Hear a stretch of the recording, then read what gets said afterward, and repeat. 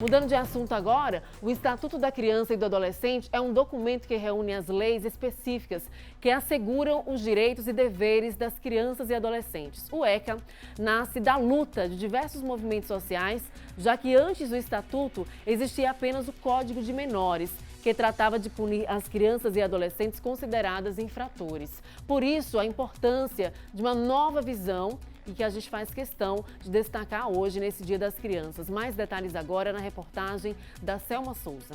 Há 31 anos, crianças e adolescentes em todo o país ganhavam um estatuto voltado para elas na garantia dos direitos e deveres. Para falar mais sobre esse assunto, nessa data tão importante, a gente conversa agora com a doutora Glícia Salmeiron, ela que é presidente da Comissão Nacional de Defesa dos Direitos da Criança e do Adolescente do Conselho Federal da OAB. Doutora Glícia, há muito o que se comemorar? Bom, há que se comemorar a existência do Estatuto da Criança e do Adolescente e que não se conseguiu, né, fazer com que houvesse retrocesso com relação ao princípio da proteção integral, ou seja, a doutrina da proteção integral. Portanto, há 31 anos, o Estatuto da Criança e do Adolescente foi fruto de uma mobilização social, de onde, né, surge a emenda, né, que é a emenda que resultou no artigo 227 da Constituição Federal e, por, né, consequência, o Estatuto da Criança e do Adolescente, que traz essa conquista e esses direitos que estão assegurados para que o Estado brasileiro assuma aquilo que foi, né, objeto e resultado da Convenção sobre os Direitos da Criança e do Adolescente. E, portanto, o Estado brasileiro, estados, municípios e União precisam compreender a prioridade que se deve dar à política de atendimento à criança e adolescente, seja com relação às medidas de proteção, seja com relação às medidas socioeducativas. Isso é uma conquista. A implementação dessa política pública é que precisa ser compreendida, incorporada, assumida com compromisso prioritário pelos gestores municipais, portanto, prefeitos, governadores e o presidente da República, que não é um bom exemplo. Esses são os principais desafios, doutora? Esses são os maiores desafios.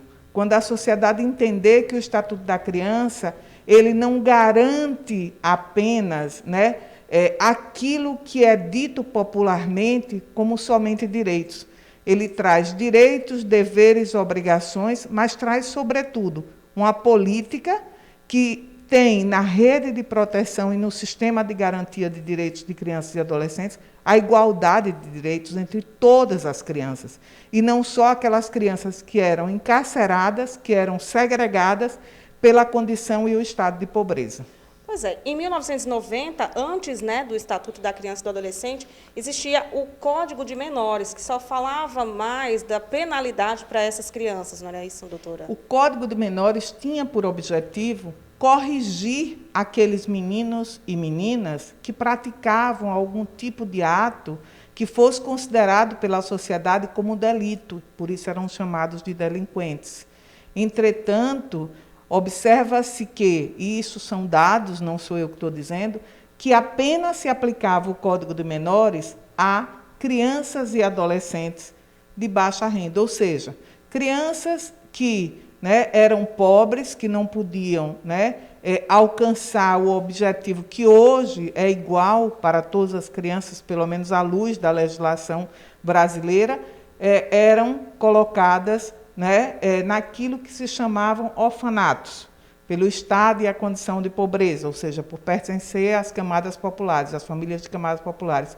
E não existia uma política com diretrizes, com ações, com programas, com projetos, seja na área da saúde, da assistência e da educação, para garantir direitos a todas as crianças, sem contar que Dia das Crianças é para se entender o papel e a importância do protagonismo juvenil, ou seja, que eles possam falar e que eles possam dizer aquilo que eles pensam, aquilo que eles necessitam e aquilo que eles querem para a sua vida durante essa fase de desenvolvimento.